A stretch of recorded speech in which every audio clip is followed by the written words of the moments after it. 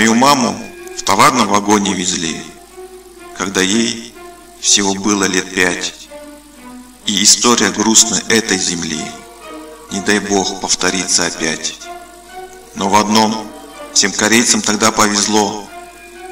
На казахскую землю сошли, и казахи правителям выше назло. Нас встречали в сожженной степи. Здесь, на этой казахской земле, наш народ вновь обрел свой приют.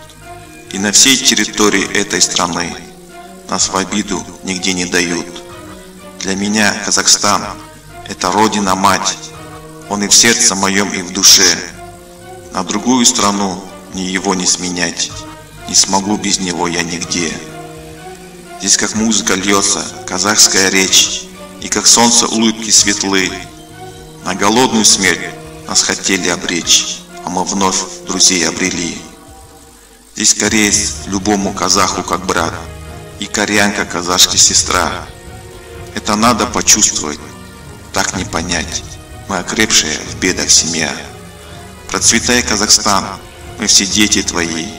Это наша с тобой судьба. Я горжусь, что я тоже член этой семьи. Не расстанусь с тобой никогда.